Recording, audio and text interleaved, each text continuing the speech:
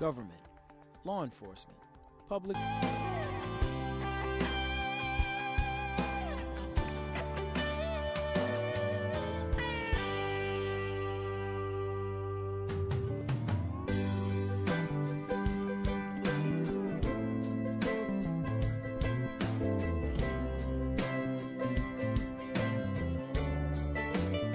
I'd like to call to order this session of the Tacoma Park City Council. Will the clerk please call the roll? Mayor Stewart. Here. Councilmember Kovar. Here. Councilmember Mail. Here. Councilmember Qureshi. Here. Councilmember Siemens. Present. Councilmember Smith. Here. Councilmember Schultz. Here. Terrific. On our agenda this evening, there is one change. Item number 4, the single reading ordinance authorizing the city manager to execute a contract with Xerox State and Local Solutions for the photo speed enforcement program has been removed. We should thank our colleague, Councilmember Mail, for diligently going back and watching old council meetings and realizing that our prior city council in 2013, I think, in the resolution they passed had actually requested this go out to bid, so it will go out to bid. The rest of the agenda remains the same. Looking forward, next week, before next week, Tuesday, November 8th, don't forget to vote. It is election day. The community center here is not a polling place, remember, so check where your polling place is. Then on Wednesday, November 9th, we will have a presentation of our comprehensive annual financial report, a presentation of the police pension plan, and a discussion of options for bonding. So that is on November 9th. And then on Monday, November 14th, we will be meeting, the City Council will have a joint meeting with the Tree Commission at 7:30 in the Azalea Room. That is open to the public if you would like to attend that. That is Monday, November 14th. Our regular scheduled meeting, Wednesday, November 16th, we are going on the road again. The meeting will be held at the New Hampshire Avenue Tacoma Park Rec Center. So we will not be here in the auditorium on the evening of November 16th. Please join us at the Rec Center on New Hampshire Avenue. On that evening, we will have a voting item, a second reading ordinance amending our code related to parking meter zones. And then we will have 2 work sessions. One is a discussion of proposals of request letters of interest regarding the New Hampshire Avenue Recreation Center, and a check-in on our affordable housing initiatives, and an update from city staff on the work they've been doing on that. So that will be on November 16th. And then the week of Thanksgiving, we will not be meeting. So our next meeting will be then on Wednesday, November 30th at 7:30. It will be back here in the auditorium. That evening, we will have a status report on council priorities. As people remember, the council adopted a set of priorities back in the spring. They are available to review on the website, and we will be given a status report of those on November 30th. And then we have on Tuesday, December 6th, we are having a District 20 delegation joint legislative priorities meeting at 7:30 here in the auditorium. This is an opportunity for people to come meet our state delegates and talk to them about our priorities here in the city before they go off to the legislative session in Annapolis. And then we have scheduled a meeting for Wednesday, December 7th. We have a work session and a possibly voting item.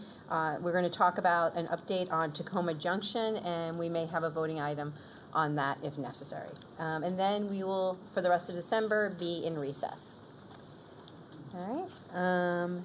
So this evening, we have a number of voting items that we will take public comments on first. The first voting item is the first reading ordinance amending the Tacoma Park Code related to parking meter zones. Any public comments on that item? The second item is a single reading ordinance awarding FY 2017 community grants. Do we have any public comments on that? Our next item is a resolution endorsing FY 18 Community Development Block Grant Project. Any comments on that? No?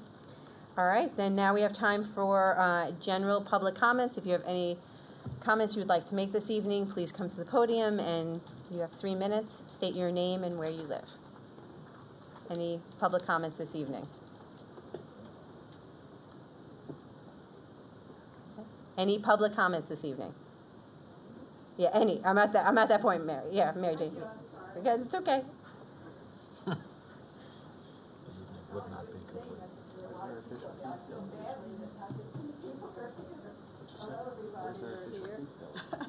I'd just like to say I'm really would like or be safer in our neighborhood, and I feel like the money that's being spent on these speed humps, some of them that hurt my back and other people's backs. I have osteoporosis.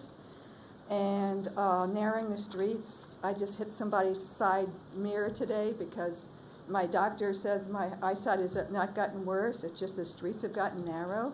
And I reported to the person. She was very nice about it. But it really scares me. I'm getting really hyper and stressed about this.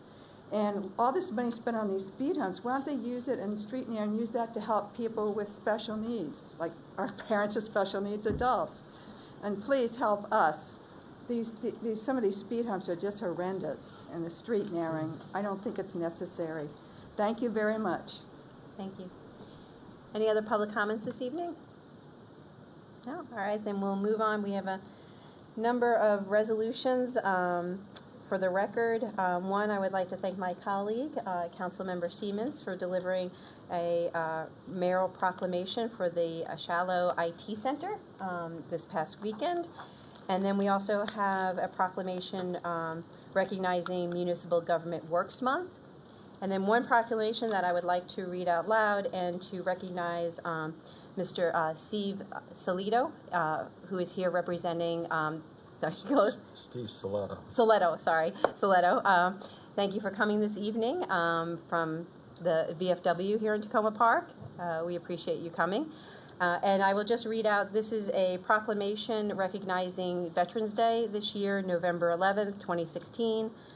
Whereas each year on November 11th, we have a special opportunity to celebrate and honor our veterans for their patriotism, love of country, and willingness to serve and sacrifice for the common good. And whereas we recognize that military service involves a personal commitment to serve, but that service has impacts far beyond the individual, on families, friends, and communities that bear the temporary and sometimes permanent loss of a friend or loved one. And whereas this year we honor the memory of Staff Sergeant Adam S. Thomas, killed in Afghanistan on October 4th, 2016, and whereas Sergeant Thomas lived in Tacoma Park and worked as an environmental activist between graduating college and enlisting in the U.S. Army in 2008, and whereas we honor the memory of Sergeant Jonathan Cadavro, a 2004 graduate of Columbia Union College, killed in Baghdad, Iraq in 2007. And whereas as we celebrate and honor our veterans this year, we will also remember our duty to work for peace and justice and an end to violence throughout the world.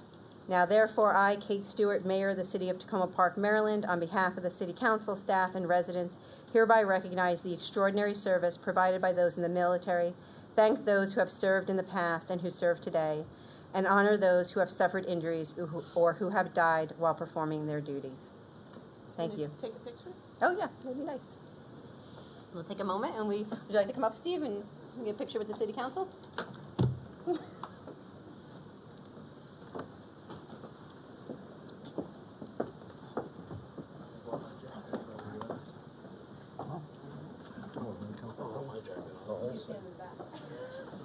They won't see me.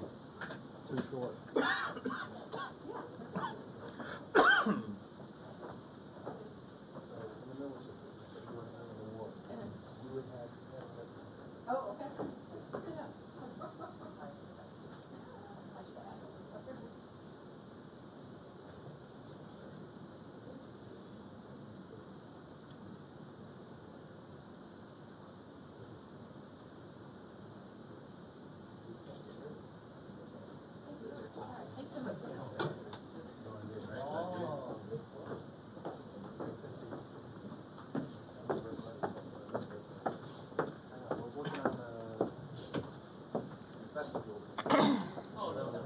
I know, it's kind of funky.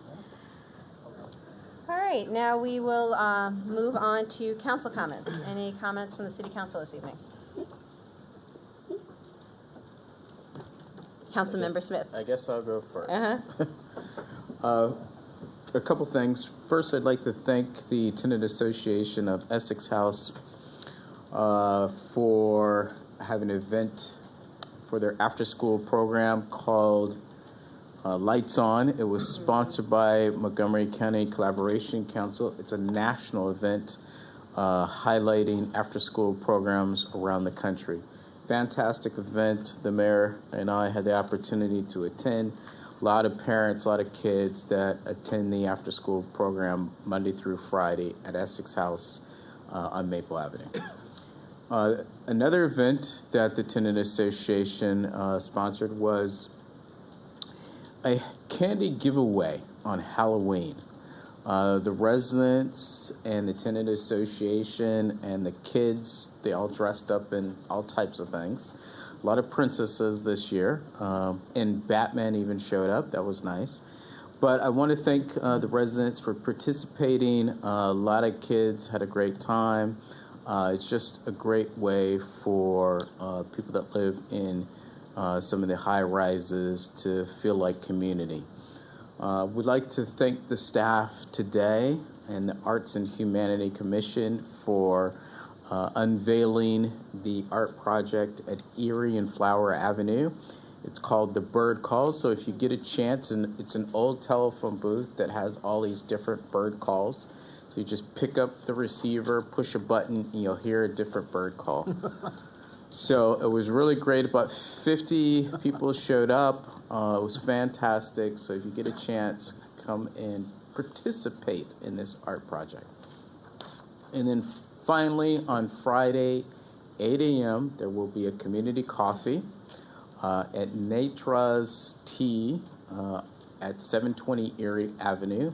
So it's open to anyone in Tacoma Park. If you want to come by, open forum. You can ask any question. Other members of the city staff will be there from Public Works, the police department. So any issues that are on your mind, come have a cup of joe and we can talk about them. Thank you very much. Any other council comments this evening? Councilmember Schultz? Yeah, I would like to bring to the city manager's attention, if I may, a matter that was brought up, I guess about a month ago, with regard to dumping of trash on New Hampshire Avenue and about the 7200 block just north of Larch, and on the southbound side. There was when we were doing, just to review, when they were doing the cleanup on New Hampshire Avenue, which is done quarterly. I was part of that, along with Catherine Tunis, who lives quite clear nearby, and we discovered a tremendous amount of rubbish, including construction materials, that had been thrown over the side of across. There's a railing there. Way too much for anybody to retrieve. Ms. Tunis informed me a few days ago that nothing has been done. At the time, there was some talk about figuring out a way to get either the Highway Administration or the Parks Division or somebody that was responsible to see if they couldn't get that stuff pulled out. And there was some comment also about the, in response to Ms. Tunis's comments here at the City Council meeting, to try to monitor that location, perhaps with a temporary police camera or something of that nature. But in any case, she told me a few days ago that it's all still there, and there doesn't seem to be any signs. I think there was even mention, and I'm just reconstructing this from vague memory, about maybe putting up a no dumping sign there or something. I'm not sure that that would make any difference for people who are looking for places to dump, because it might just sort of think, oh, here's a place we can dump because it says you can't dump here. But is there any way we can follow up on that?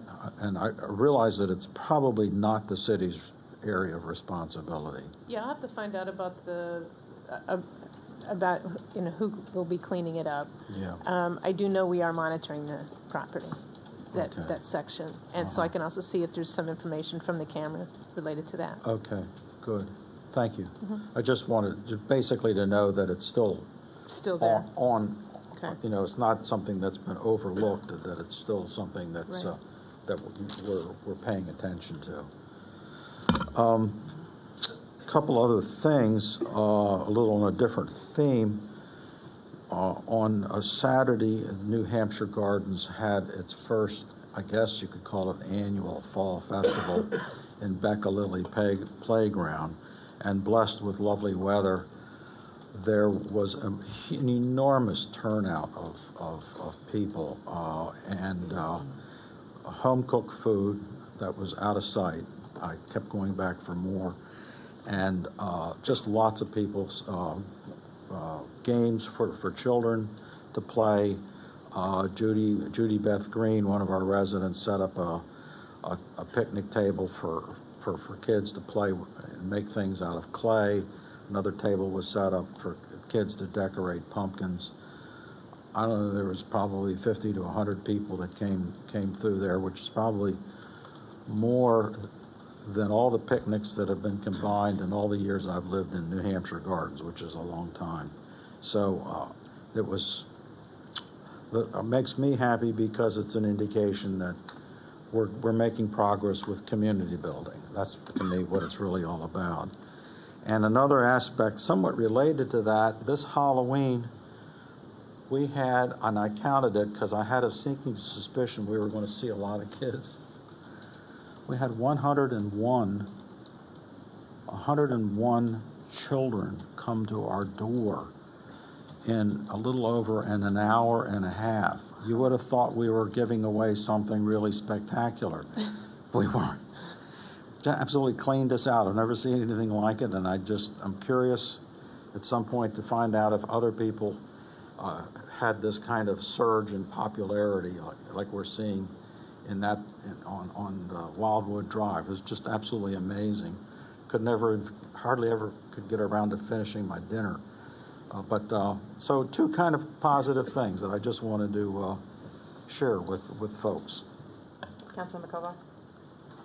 Thank you. I just wanted to express my appreciation to the police department, and specifically the chief, and also city manager and the mayor as well. We had a meeting last night in North Tacoma with interested neighbors and all of the people I just mentioned, and a number of folks besides the chief from the police department. There have been a rash of break-ins in North Tacoma recently, and in fact we saw in the presentation that there have been quite a few right on Baltimore Avenue. Interestingly, there have been some arrests, and it slowed down some.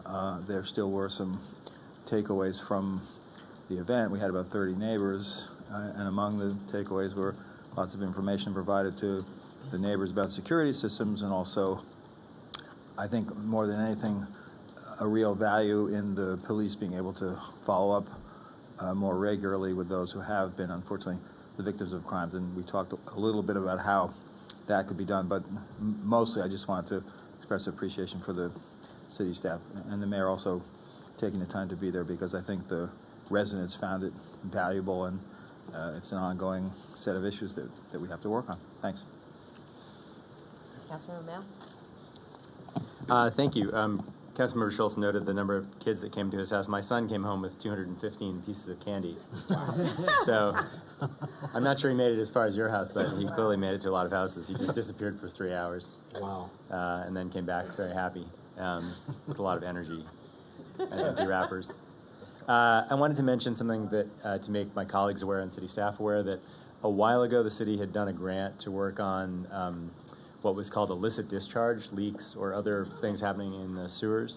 I followed up with the county a couple of times over the last year or so, but understand that the county's been doing dye testing from the buildings along Maple Avenue to try to figure out where some large source of leak of polluted water is occurring into the tributary that runs under Maple and this building, and then down into Sligo Creek. And so I saw the director of the Department of the Environment at the county today, and she promised to provide me with an update. In theory, they should have all the buildings dye tested now and might know more about that issue. Good. So I wanted to mention it just in case Public Works had not known about that.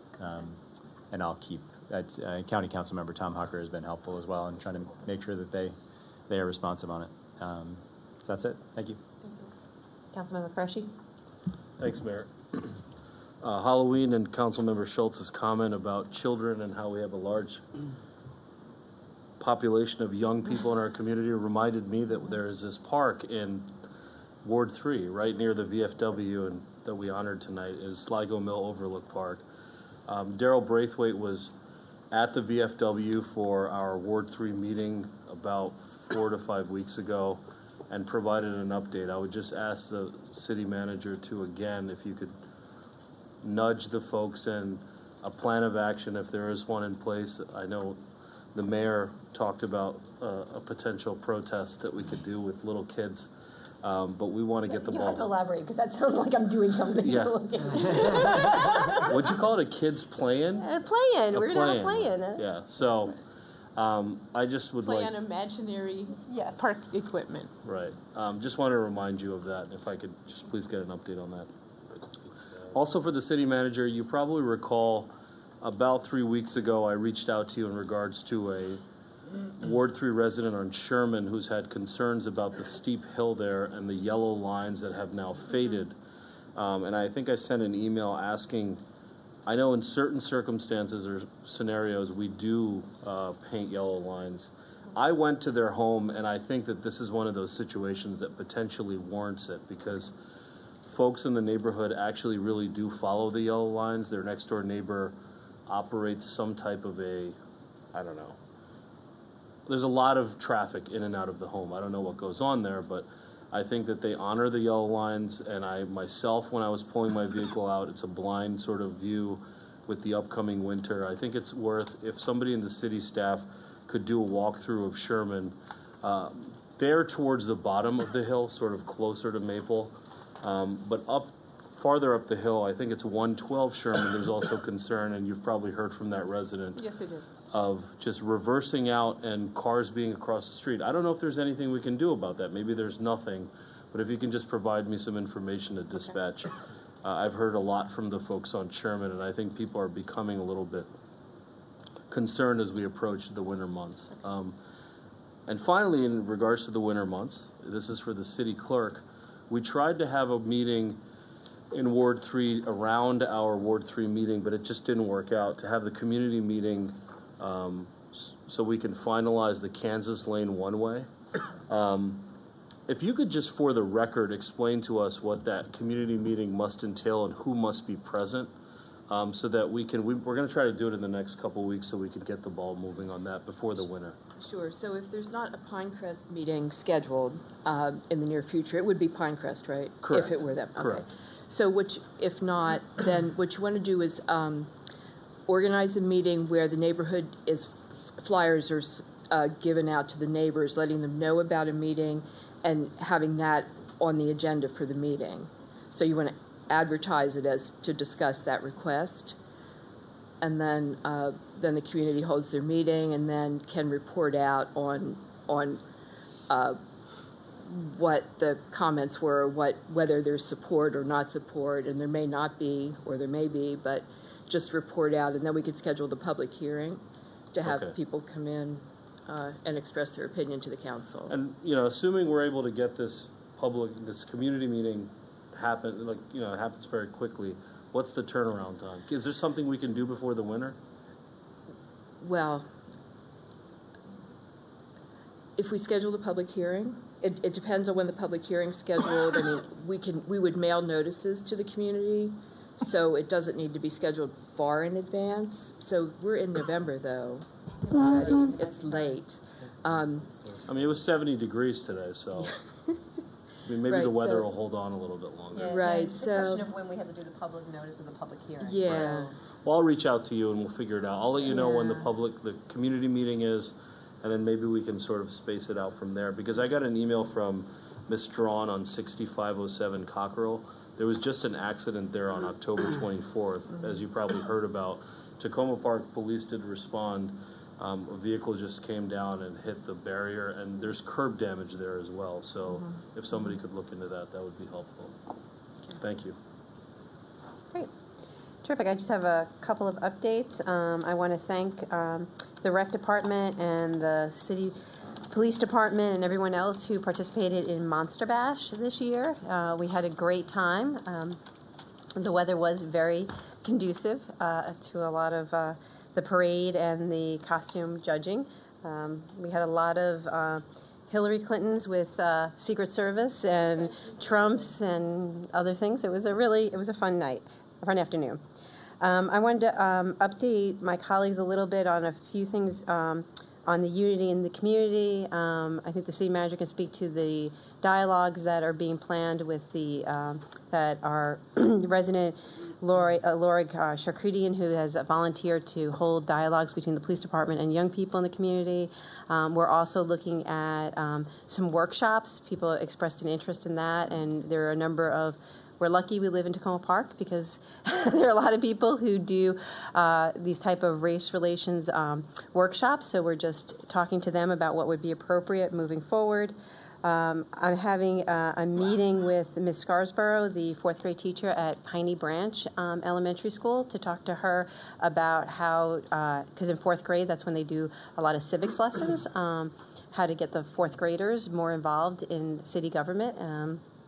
And then I'm also meeting with the difference makers at the Tacoma Park Middle School, Mr. Garing. Folks will remember that the difference makers and Mr. Garing are the ones who the city partners with on the Snow Angels program. And they're interested in seeing ways that they can do more with the city and learn about city government. On the theme of schools, we've been invited by the mayors of Rockville and Gaithersburg to share their time at the Board of Ed hearing on the upcoming capital improvements budget for the schools, which I think was very nice that the two mayors reached out to us, and I will be sharing their time on November 10th at the hearing. And I think that is all for me. City manager comments? Thank you. Just to follow up on some of the things a thing that you listed under the Unity and Community kind of title, we do have police youth dialogue circles starting on November 19th. So looking forward to those. Those are very structured, small group discussions so that there's one-on-one discussions about perceptions by police, by young people about each other, and how to learn about each other so that we grow and feel comfortable, move forward in a good way. And so I'm looking forward to that. Also, I just want to note the comprehensive annual financial report is on the city's website, on the finance page for your reading pleasure. It'll be addressed next week. When you get past some of the stilted language at the beginning, it is the good document to tell where the city is. The thing that's tough to remember is that this is for FY16, so it's for our old budget and up till June 30. So you'll see things that you know have happened, and you're like, oh, but we did that, but it's not in there. This is for FY16. It should be also a good presentation from both our auditors and the actuaries next week. I do have some information following up on Councilmember Schultz's request from the Erkin Street residents who wanted trees. So if you look, I have a fairly long discussion about the process for this. Essentially, the arborist, when we get a new arborist in particular, will be evaluating where to do street tree planting. We do take into account when an area recommends a street for that, and so we'll look at Erskine to see if that's an appropriate location. Yeah, I'm familiar. With the I'm familiar process. with the process, Yeah. and the tree selection process and all of that. So Right. appreciate it. We did get an email from our former mayor, Bruce Williams, who participates in the Chesapeake Bay local action group. I never remember what LGAC stands for. But his report, which is very helpful, is attached to my notes and has been shared with the council. We've got two new employees that you may see at different locations. One is Erin Kelly, who's working on some of our grant coordination work and overseeing some of our grants. And Marilyn Sklar, who's been around some already, dealing with our arts and humanities promotions, and was taking pictures at the bird call things this afternoon. We're really glad they're both on board on staff. And I do want to just, for people who don't know how our holiday schedules work, just let you know, for Veterans Day, which is a Friday, the city will be closed just for that Friday. The library, et cetera, will open on Saturday and Sunday. But for Thanksgiving, we will be closed Thursday, Friday, Saturday, and Sunday. So just wanted to give you the heads up that those are upcoming holidays. That's all I have. Great. Thank you. Any questions for the city manager? Okay. Councilman Kofa. I noticed there was a letter that was sent from Jesse Carpenter from PEPCO about additional tree pruning. Did I read that correctly? And can we shed any light on that? I know I have a big question mark over my head when I saw that, so Yeah. I'll have to find out more information. Okay. Just saw that this afternoon. Okay, thanks. Great. Thank you. All right, then we'll move on to our presentation this evening. I'm not sure if Jennifer's presenting or who's all presenting, but whoever wants to come to the podium. This is a presentation by a group of residents who have been looking into a scatter garden, possibly locating a scatter garden here in Tacoma Park, and they've given us some great background material, and I'm just going to turn it over to you. These pictures that you're looking at are scatter gardens from around the country, just kind of what they can look like, the variety of what the scatter gardens can look like. So they're just going to play in the background so you have something to look at besides me. Thank you, Mayor Stewart and City Council, for giving us a chance to speak tonight. The Committee for Tacoma Park Scatter Garden started out as a group of long-term residents. Collectively, we have about 219 years in Tacoma Park. I myself moved here 30 years ago. My name's Jennifer Beeman, by the way. I should have said that. I moved here right out of college with my husband. We rented a series of apartments and then bought a house with the birth of our first child. And that's where I met many of the other citizens joining me in this endeavor. We hope that you'll agree with us that Tacoma Park should have a garden specially designed for scattering of cremated remains. Tacoma Park has no rival when it comes to the number of citizens number of citizens committed to and in love with their city. In a metropolitan area known for its transient community, Tacoma Park has a very high proportion of citizens that live here for decades and wouldn't live anywhere else. I ask you, why should they be dead anywhere else? A person interred outside the city is a loss of our heritage. A garden and a memorial wall for people laid to rest there would keep our legacy within the city and provide a place for communion, remembrance, and solace. We've had several meetings with the Commemoration Commission and are very grateful for their invaluable guidance as we've moved forward with this idea. We know there are a lot of questions. For instance, do other cities have a garden? Well, lots of cities have municipal cemeteries, and lots of cemeteries have scatter gardens within them. But we've not found another city that created a scatter garden for its citizens independent of a full-service cemetery.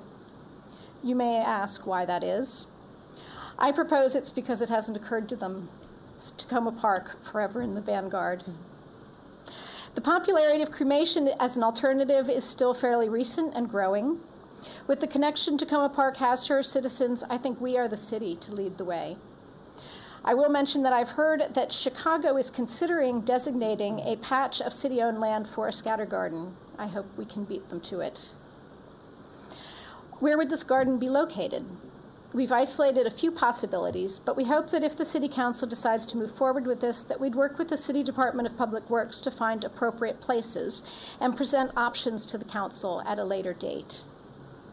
Questions to be considered are, should it be close to the city center or more isolated?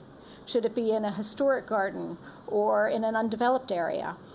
Should it be highly visible or private and tranquil? It has been recommended to us by a cemetery designer that the area should be 1,000 to 1,500 square feet. We think there are several places that could work. Once it's created, we envision that the garden would be maintained just as it already is as Tacoma Park land. We've talked to other maintenance crews for other scatter gardens, and they say they just care for it as they do any normal garden. We propose the city take responsibility for collecting information from people about accepting their payment if they wish to purchase a plaque, communicating with the company chosen to create the plaques and affix them to the memorial wall. The cost of the plaque would include a fee for the use of the garden. The city could also maintain a database of people interred there, whether or not they chose to purchase a plaque, and with a fee assessed for the inclusion in the database. And these fees could be enough to substantially offset expenses for management and maintenance. Is it safe to have a bunch of ashes, human ashes, in one place? It's absolutely safe. Bodies are cremated at close to 2,000 degrees Fahrenheit, and there's no organic matter left. They're composed of mostly calcium and phosphorus, which are common soil additives. There are trace amounts of other minerals and very small amounts of heavy metals, because we all live in the modern world and we eat at the top of the food chain. But the parts per million of heavy metals in human cremains is lower than the parts per million of those metals in U.S. cropland or in the average city garden, based on a study of gardens in Baltimore. I communicated with Rufus Cheney at the USDA, who is considered the world expert on heavy metals in soil, and he said, if you consider the concentration in the soil after spreading such solids, he means cremated remains, I can find no way to exceed even normal concentrations of metals in U.S. soils. In fact, for lead, the way that lead contamination in soil is treated is by adding calcium, which binds to the lead and makes it biounavailable. So if anything, cremated remains would actually improve the soil. People often ask, is it legal? We have a pro bono counsel who's worked with us to research that question and not found any impediment. We've spoken to the Office of Montgomery County Zoning, who told us a scatter garden is defined according to Montgomery County Code as a memorial garden, and as such is allowed in all zones without restriction. A detailed memo from our pro bono counsel is in the documents we submitted. How much would it cost? This is highly variable, and the project is infinitely scalable. Chicago may do no more than designate a piece of land and put up a sign, and therefore spend hardly any money at all. Our committee would like to build some kind of memorial structure so that people could have the option of purchasing plaques to put on the wall for a person laid to rest in the garden. The cost of this structure is also really highly variable, depending on the size and materials. Other costs could be a bench, a path construction, signage, and plantings. We have an online fundraising campaign ready to go with a video that we're optimistic could raise some real money. Other options for funding are foundation grants, and we're hopeful that City of Tacoma Park might find some somewhere. It is possible we could raise significant contributions from the many citizens of Tacoma Park that would like to see this happen. We have so far 157 signatures from people in every ward of Tacoma Park in just the month since we started a petition. I'd like to take this opportunity to read a few of the comments we've gotten. Hansel Cox wrote, I think it's a great idea, worthy of our fair city. It will help serve as an extended home base for those who have left for other places but still harbor warm memories of Tacoma Park. Diane Hedges wrote, I live in Tacoma Park since I was a baby. I've always loved Tacoma Park and hope to return someday, even if they are just my ashes. My family lived there from 1947 through 2012. Richard Levine said, this is an excellent proposal and would be of great value and comfort to myself, my wife, and family to have our ashes remain together after death. This would be an emotionally fitting as well as an environmentally friendly way for Tacoma Park to continue its commitment to its residents and values. And for Mel Raff, we lived on Willow Avenue for over 41 years. All 3 of our children were born in that house and attended Tacoma Park schools. We lost our son in 2009 and still have his ashes. This scatter garden would be the most perfect place on earth for his cremains. Please do this. I think we'll find that a number of citizens have cremated remains already. Maybe they've scattered the ashes somewhere, but held on to a portion. Maybe they just never find the right place to put them, and this could be that place. Nobody likes to think about dying, but we're all going to go someday, more than likely. Speaking for myself, I like the idea that there could be a place in my hometown for me and my husband to end up together. And I want my name there. I know that the act of coming to a place and seeing a loved one's name is a powerful connection. It'd be a place where my children could come to reflect and remember in their hometown, a place that will always be special for them. Tacoma Park will never be far from their hearts, and I imagine this garden will be a part of their pilgrimage home after their parents are gone. I find that comforting, and I suspect I'm not alone.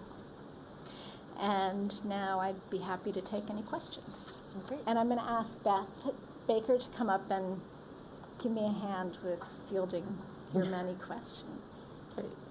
Thank you so much for the presentation. Colleagues, do you have any questions? Councilmember Qureshi? Thank you for your presentation, and I can also thank you for the extensive research that you put into this. You educated me on something that honestly I didn't know much about, so thank you very much for that. The one question that I did have, and I talked to a few community members about it, is that I understand that your vision is to have the city, I guess, convey land in perpetuity that would function as a location of this potential scatter garden. But then you also talked about how you anticipate private grant money and the like to do certain things with the upkeep of the scatter garden. Is that correct? Yes, well, there's the cost of creating it in whatever place we pick. And then since it's already a city garden, it's already maintained by the city of Tacoma Park. So that maintenance wouldn't really change because it's maintained just like any garden. So if it's in a garden, for instance, Tacoma Park already maintains, they just continue maintaining it in the same manner. There would be the cost of the management of the city, like people would come to the city office and say that they have a loved one who died and give their name and the information that would be conveyed to a company that would create a plaque and go and put it on the wall. So any grant money would be towards construction, not towards operating, was our vision. I see. And then my understanding also is based on even just the comments, because I looked at your petition, or I don't know what you call it, but there's people who've left Tacoma Park and may want to bring their remains here. And there's a discussion of how scatter gardens function in many different ways. It could be the actual action of scattering ashes versus some where you can bury ashes. Do you envision that being part of this scatter garden as well? And if so, is there a potential end limit to that, depending upon the size of the area? It looks to me like the best way to handle ashes is, at many of the gardens, they're put under the mulch. So like under the bushes, there's mulch, so a person would sort of move the mulch aside, lay the ashes down on the dirt, and then put the mulch back. In some gardens, they are buried, but I think when you dig a hole and bury them and you put the cremated remains, they kind of solidify into sort of a rock-like substance. It's actually better to spread them around. So they'd be sort of spread under the bushes, incorporated into the soil, basically indistinguishable from soil eventually. And then my final question is sort of the million-dollar question, which is, have you and your, as residents, do you have a particular area specifically in mind? We've looked at a couple of areas with the help of the commemoration committee. We actually walked around the city with Richard O'Connor, and We've looked at a couple of places that we think are good possibilities. We really like, we looked at Upper Portal Park and thought that was a good possibility. There's also some places around some other parks, Forest Park or Spring Park are also some good possibilities. And I think that there's also some sort of wooded areas that are possibilities. So I think there's a range. The only thing I will say, and I've just been thinking about this concept, is I presume the location would be somewhere where people will come to gather to honor somebody, which to me, as a city councilman who deals with all kinds of issues, I think about traffic and I think about where those areas are, and I'm sure that you've thought about that. But thank you very much for your helpful information. I'm still sort of mulling this, but thank you for the education. Well, I think on that point about the traffic or a lot of people, generally, when people have a scatter ashes, they tend to be sort of smaller affairs than a funeral. It's not like the entire funeral comes out. Usually it's far removed from a memorial service, sometimes months later, and usually it's smaller groups. It tends to be. Tacoma Park might be different. But it's also, it's not, and the other, we've talked to a number of scatter gardens, and the numbers we've gotten are like 3 to 5 a year. People using their scatter gardens. So we don't really know if Tacoma Park would be more or less than that, but it is very, unlikely that it would be crowds of people every weekend. Thank you. Councilmember Smith? Thank you, Mayor. Thank you for the presentation. I just have one question. This is really interesting, but what happens if the person is notorious or there's controversy associated with this person in their life? Who makes the decision whether or not they should be put in the scatter garden? Something we hadn't considered. I had not considered that. Would you like to take that question? Well, in general, we don't feel like we're going to be able to police the scatter garden. Other questions, not quite that unusual, have come up of, well, I think it came up at our commemoration commission presentation, somebody's mother who had nothing to do with Tacoma Park, but she'd love it if her mother were here. Would we allow that? Right. I think our vision is that whoever's there have some connection to Tacoma Park, but I don't think any of us would want to be in a position of saying you're in, you're out. And honestly, I really don't know how to answer your question. It's never occurred to us. Because I just think that, you might run into the situation where there might be pushback from residents that they don't want this person to be, a part of the scatter garden because they did something in their life that they didn't agree with. But thank you very much for the presentation. Councilmember Mel? Yeah, thank you for being out here tonight and for the materials that are in our packet. A question, if, for example, a group formed a nonprofit and bought a piece of private land, a piece of undeveloped private land in the city right now, there's a number of places where there's, sort of a double parcel where there's a house on one piece and there's a difficult to develop or just simply undeveloped piece of land next to it. If a nonprofit bought that land, put an easement on it, allowing public access, or otherwise, basically, some sort of easement that made it clear that you could forevermore access for the purpose of depositing, scattering ashes, or visiting the location. Is there anything else? Is there any other sort of public health issue? Are there any requirements in Montgomery or Maryland law that sort of prescribed conditions and operations and sort of sanitary issues? Does it get complicated? I know that certainly cemetery operation and funeral parlor operations are extremely complicated and highly regulated. Is this a space where there really isn't? It's very different from a cemetery. Yeah. It's not defined as a cemetery within Montgomery County. They just consider it a memorial garden. ashes in Maryland are not regulated in any way. There's no laws about what has to happen after. There's a lot of regulations about a crematorium and what they have to do, but as soon as the ashes are handed over to the person who commissioned them, Maryland has nothing more to say about it. So there aren't any health issues. They're just considered indistinguishable from soil, really. We've talked to the Maryland Department of the Environment, and they said that a scatter garden is an accepted place for deposition of cremated remains, and he said you're not going to have any problem with us. Right. Okay. Because this sort of scenario I was thinking through in some ways is almost easier in the sense that, you know, finding a piece of low-value property in the sense that it's undevelopable. There are some low-hanging fruit like that in the city.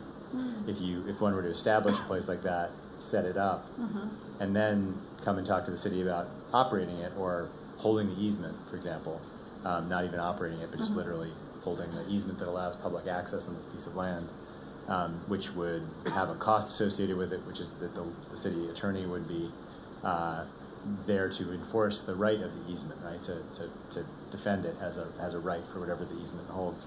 And in some ways, I can imagine that being an easier process. Could be more costly, but an easier process than trying to figure out how to find a place within the city first and work that way. I'm open to both, but I just think of how complicated this could be, and that if there is potentially a route that gets you to the point of having a protected forevermore site where ashes can be scattered without, restriction, that might be a quicker path to making it possible. But I'm open Definitely to more expensive, yeah. Well, not only that, but I would be concerned about the maintenance over time. I mean, we need a place that will be cared for forever, and we need operating. We can't handle it as volunteers to take the money for the plaques. I mean, we could for a few years, but we want it to be there a lot longer. So I would just be uneasy if it were a private piece, that the city would really be as committed to it as if it were on city land. And I guess that's another question, and I was thinking about Councilmember Smith's question of whether the plaques are a necessary part of it or an optional part of it. If you didn't have plaques, the notoriety of a person who were buried there wouldn't be an issue. But if the plaque, a monument or a physical object that represents this is a special place versus plaques would be different maintenance costs, different management issues. I think that the memorial piece of it is pretty important. I think that people go to cemeteries to visit the gravestone of their loved one, and they stand at the gravestone and they look at the name of their loved one on the gravestone, and that's a meaningful thing to people. That's why people, go to the Vietnam Memorial and touch the names. I mean, names are an important part of us. So I feel like it's an important part of it, and I think that the power of that and that the sentiment that would give to the citizens that would use it would maybe outweigh the possibility that maybe there's someone with some notoriety that would cause some controversy. That I guess we could deal with that when the time came. Thank you. Councilmember Schultz? Hi, I want to thank you for all the research that you have done on this. It's considerable. And I'm not sure what exactly the questions I have, because this is sort of new to me, as it may be to the rest of us. So I'm trying to formulate my questions as I listen to my colleagues' questions. And I have read all the material before I came to the meeting tonight. But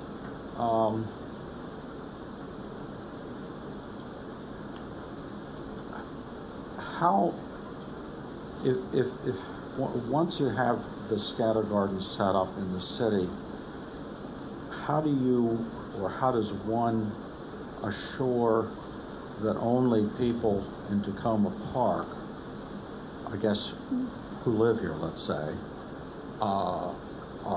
use it, as opposed to people from anywhere else? because you're making, on the first page of your presentation, pointing out the obvious that this would be like a first, Tacoma Park being the first to do this, or maybe not, but certainly something close to that. And so all of a sudden it becomes a place that everybody says, oh, well, Tacoma Park has this fabulous little scatter garden.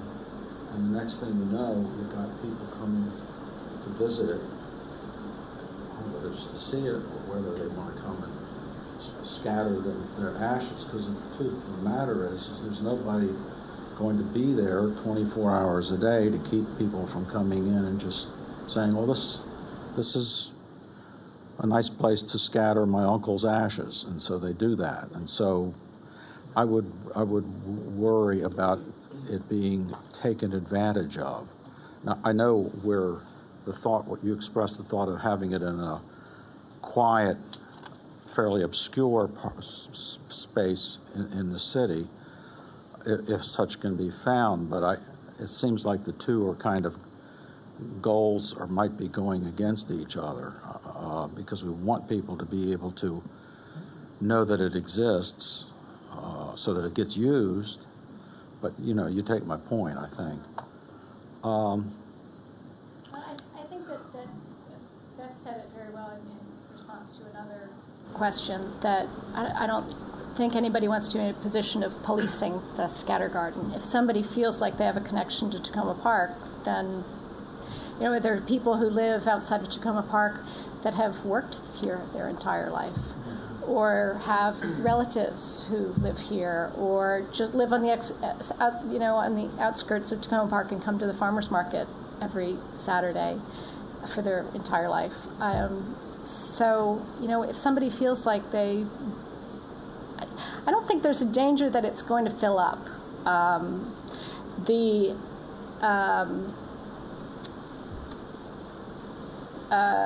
The ashes will get worked into the soil, and they get spread around, and there's not going to be. It's not going to reach capacity. It becomes part of the earth. If there is a memorial wall, and it fills up, well, then it's really popular, and I guess we build another one. Or, you add to that?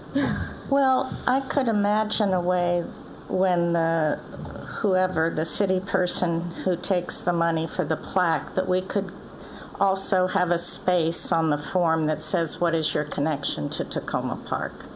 And that would be one way to at least have the plaques, the people whose names are on the plaques have some connection. I mean, I'm just kind of brainstorming here with you. The truth of the matter is that right now, any person from any place can scatter ashes anywhere they want in our city. It's not possible to stop it. I don't even think there's a law against it. The law says if you're going to scatter ashes on private land, get permission from the landowner. But I think that it's unrealistic to think that we could really, the questions come up, what about pets? We're envisioning this being for people. And we don't envision a plaque for little Fluffy.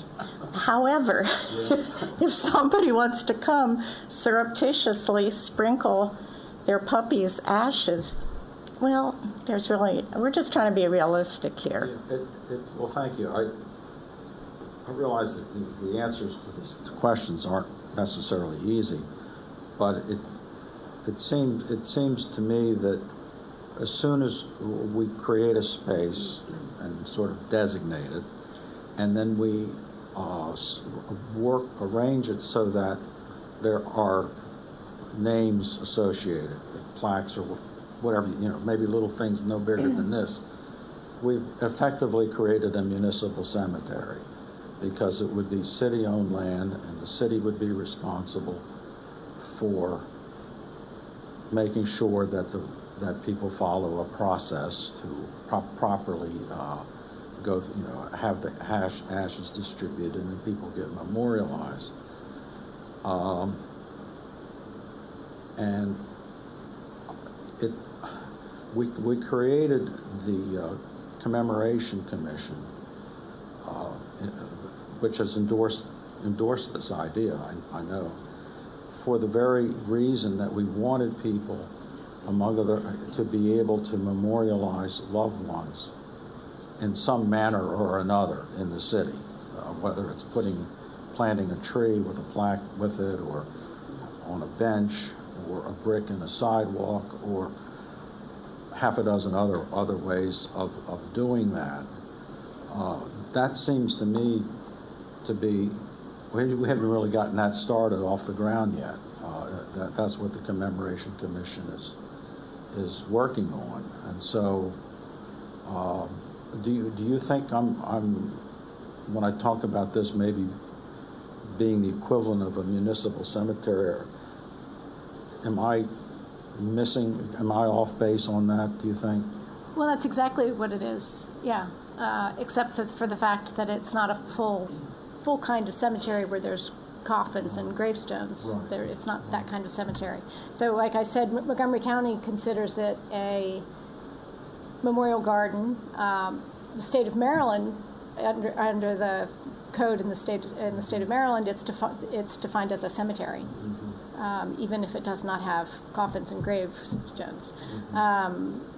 The state of Maryland code says that a municipal corporation can establish a cemetery if they choose to. Yeah, it is a cemetery. It's for cremated remains, and there would be some sort of memorial, just like in a cemetery. Yeah. Okay.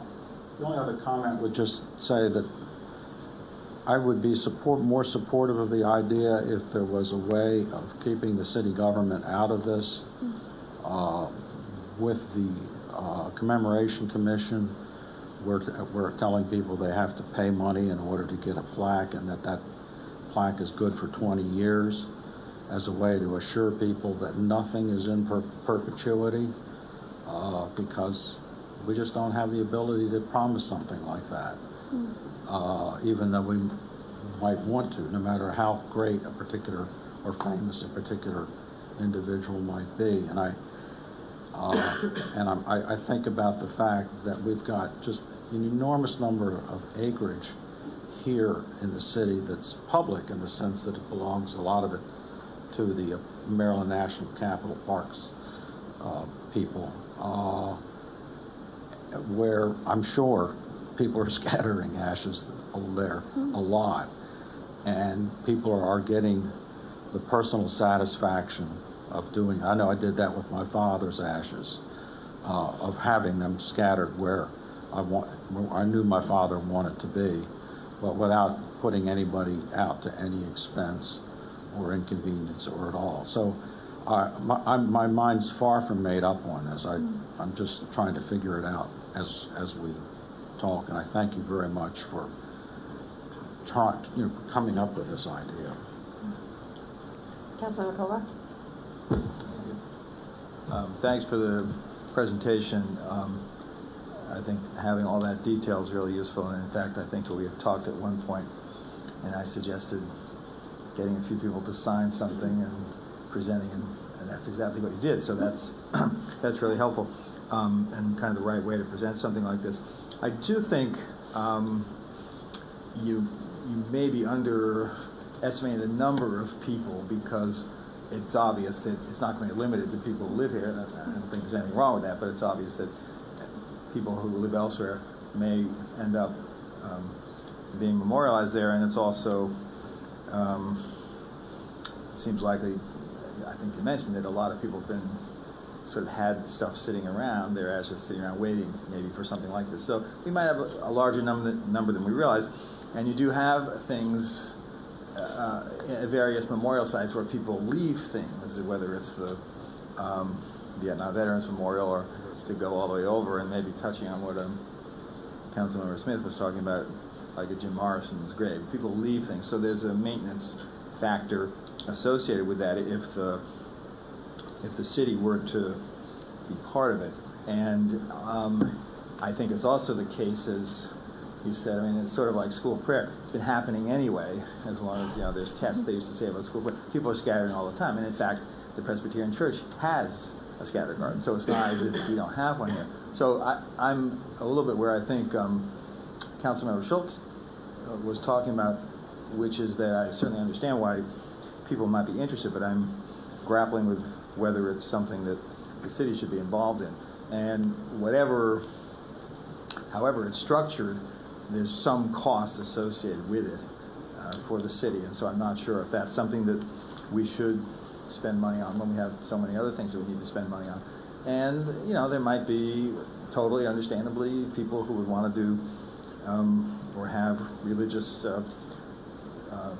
rites of one kind or another associated with it. And I don't know whether that's something we should be doing as opposed to having people do that elsewhere. I recognize, of course, that there are plenty of people who aren't religious, and this would be another way to do that. But I think that I'm at this point not at a spot where I think having us have to be spending money on it is something that I would be ready to support.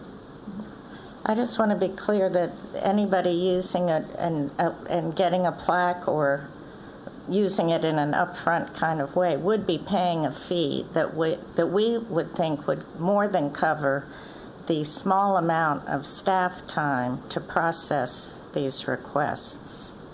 We don't see it as a big burden on staff time at all. Right, but there's staff time, and then what staff spends on one thing, they can't spend on something else. So I think even if you assess the fee at that rate, that's still is a burden for the city in some level, and not having access to the land as well for other purposes. So I'm not saying that's impossible to address. That's just whether, even if we made money on it, I guess I don't know whether this is something that I see as what a local government should necessarily be doing, and that's something I'm grappling with.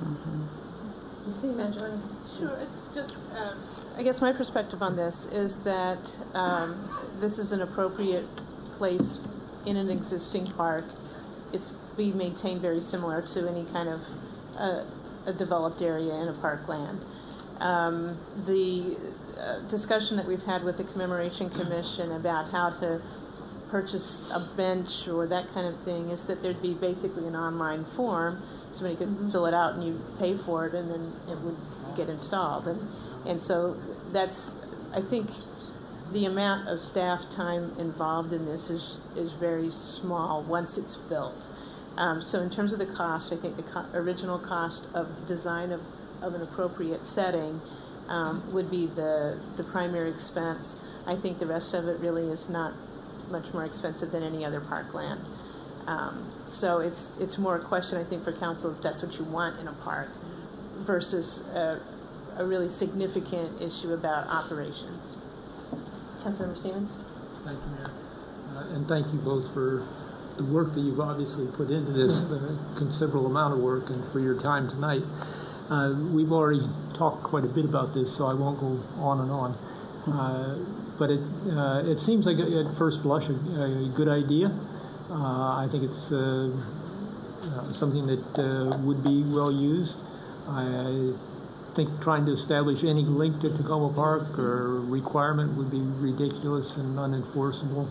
I know of people who have immigrated to the country who do not and cannot afford to live in Tacoma Park, who have an affinity for Tacoma Park because of its reputation, even overseas, as a progressive community, and they would, be honored to have their ashes spread here in Tacoma Park.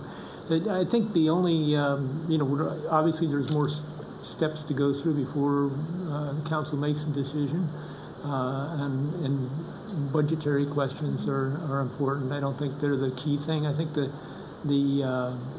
thing that's going to be the struggle is not just where we would put it, but the community reaction, especially for the people who live around that area. I'm sure could be some people who would not want that near their home or feel it would have a negative effect on the property values. And then I guess I just leave it tonight with a suggestion that, we have a memorial park now, memorializing veterans just right across the street from the library. That seems like an appropriate location and park for consideration in this. I think one of the things that could make it harder to gain community acceptance for the neighbors right around the park would be the plaques. I understand your point, but how that they appear would be an important thing. If it looks like a bunch of headstones, it's probably not going to be as acceptable as if it's more discreet and tasteful recognition of the names and dates of the people. But thank you so much. It wouldn't be a bunch of headstones. I've seen a lot of them up and down the street on Halloween. And one reason we wanted to work with the city in operating it is we really want uniformity in the little plaques. We don't want it to be a hodgepodge and unaesthetic. We want it to be really nice. And so we would work with one vendor and they would all look alike in a small, discreet way. But thank you. Thank you, and I'll just say thank you very much for all these materials. I know when you first came to me with the idea of 2 years ago now, a year and a half ago, it was a while ago. You've done a lot of work, and I think we all appreciate you doing this work and bring it to us at this stage, because I think it answers a lot of questions we would have had ahead of time. The other thing is, I would say, I think I agree with my colleagues that the plaques are what might run into sort of some difficulty down the road, just in terms of what neighbors look at and things. However, I would say I understand your point of view, because for my family, the fact that we have a brick in front of this building that has my father-in-law's name on it means a great deal to my family. He loved Tacoma Park. He loved being here. We do still have his ashes in the basement, along with his mother's. So we are one of those families that have just not done anything. But I know for our family it means a lot. And when my girls were smaller, they would, stop and look at that brick. So I get that part of it, and at the same time, I also understand that as you develop this idea further, thinking about how something that can be discreet, that would also not stand out so much, so that it's an area that either neighbors or other people, it's not drawing that much attention to it. Right. We could certainly imagine a place where you don't really even notice the structure that has the plaques on it until you're actually in it. Yeah. And then you're there, and it's a wall of some kind, and the plaques are on it. But the most the first thing you see is the wall, which hopefully is a beautiful thing. Great. So I don't know if my colleagues have any other questions or anything. No. So I think this was just a presentation this night. We're not voting on anything. I know you're going to continue working on some ideas, answering some of the questions that were raised here. Maybe talk to city staff about some potential. Yeah, I think we have to come back with some locations and some ideas on it. And then we can, once we have that information, then take it to the next step. And so the next time we would schedule a work session rather than a presentation, where we would discuss more of these issues in depth and going from there. Particular locations, like possibly? Why don't we take it step by step, and I'll leave it to the city manager to coordinate with you all and the city staff. Let me talk with you, and then we can work on what the agenda looks like. Yeah. Okay. Great. But thank you very much. So Thanks Thank for your you. time. All right, I lost my agenda. Okay, now we're on to our voting session. The first item is the first reading ordinance amending the Tacoma Park Code related to parking meter zones. And this is simply a cleanup language. There's no changes in this other than cleaning up the code. Okay. All right. Would someone like to? Does anyone have any questions before we move it? Would someone like to move this? So moved. Second. Councilmember Smith moved, Councilmember Mayo second. Any discussion or questions? All those in favor, please say aye. Aye. Any opposed? Okay. Our next is a single reading ordinance awarding the FY 2017 community grants. Ms. Daines?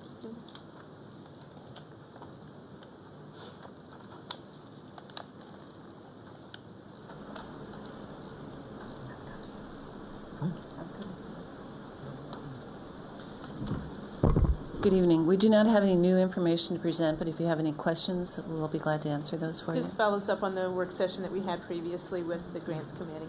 Great. Councilmember Mayo? I just wanted to say I'm happy to support. Thank you. Great. Any other questions? So, before? just the list here of grants is the exact same list of what was recommended to us. Correct. We've Same added amount. some additional information about those applications that were determined to be ineligible at the point that the letters of inquiry were submitted. Okay, so just to flesh out the record. Correct. Great. Any other questions? All right. Do I have someone who'd like to move this? So moved. I'll second it. All right. Councilmember Smith first, and then Councilmember Schultz second. It's a single reading ordinance. We need a roll call, right? Councilmember Schultz? Aye. Councilmember Smith? Yes. Councilmember Siemens? Aye. Councilmember Qureshi? Aye. Councilmember Mal? Yes. Councilmember Kovar? Aye. Mayor Stewart? Yes. Thank you. The next item is a resolution endorsing the FY18 Community Development Block Grant Project. To give the City Council sort of a quick overview, you recall earlier this summer the Council went through and reviewed its funding priorities for a variety of programs, including the Community Development Block Grant Program. Because the focus of the Community Grants Program was restructured so it mirrored some of the public service projects that would normally be eligible under the CDBG program, a decision was made and a resolution was adopted by the Council at that time to focus primarily on capital improvement projects. We did not receive any proposals that fit within the guidelines and are proposing that the funding, which is estimated at $91,000, be spent on as yet undefined streetscape improvements in CDBG eligible areas. That would include Ward 5, which could be the Flower Avenue Green Street project, which has received a number of CDBG funds in the past. Ward 4, a bit of Ward 1, and a small smidgen of Ward 6. How small? Very small. Are you talking about the green space up on Holton Lane, maybe? Wrong side of the street. At Holton and the park that we put there. Right, it's on the wrong side of the street. The other side of the street is eligible for CDBG funds. Oh. Side of New Hampshire Avenue. Yeah, excuse me, the east side of New Hampshire Avenue. That's right, you're right, it is. The west side is ineligible. Right. So it would be on the east side. It's on the east side, yeah. Okay, in front of the new Taco Bell, perhaps. Anyone have any questions on this? Yes. Okay. There was some discussion outside of the council about other smaller grants that potentially were still working their way through within CDBG, I believe. And maybe you could just briefly, that's not this, right? The city receives a total allocation of roughly $90,000 a year through the formula that HUD has established for the program. The way that it's been restructured based on the conversation this summer is that none of that would be for public service projects, so that the small grants that had historically been provided in the past are now focused on the community grants program, which has fewer requirements regarding documentation and eligibility and things like that. So short answer is no. This would be where all of the community development block grant funds would go. But for the past year's allocations, the way that it's a delayed cycle, and so on a federal cycle, so there's still past CDBG public service projects that are still to come. And that has yet to be allocated, right? it's been allocated, but we're waiting for the actual expenditure of the funds to the organization. Okay, so they haven't received it yet, and that is separate from this. That is separate from This is for FY18. I misunderstood your question. Okay. Yeah, FY18. Thank you. Councilmember Siemens? Thank you, Mayor. I support this suggestion that we do this, but I would also request that we discuss the streetscaping proposals that were unfunded that I made several months ago, and see if we can include that in the use of these funds. Thank you. Okay, would someone like to move the resolution? Move. Councilmember Mayo, and first, Councilmember Siemens, second. Any other questions or discussion? No? All those in favor of the resolution, please say aye. Aye. Any opposed? No? All right.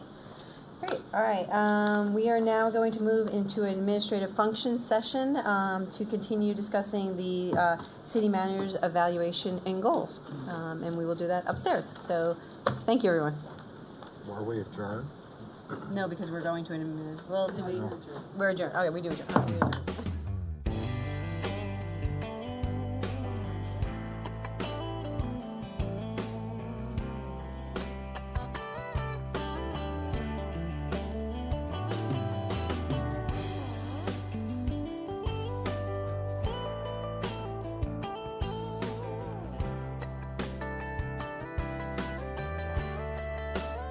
When I wake, first thing I see, these same old feet of clay. You know I need mercy, mercy, a million times a day.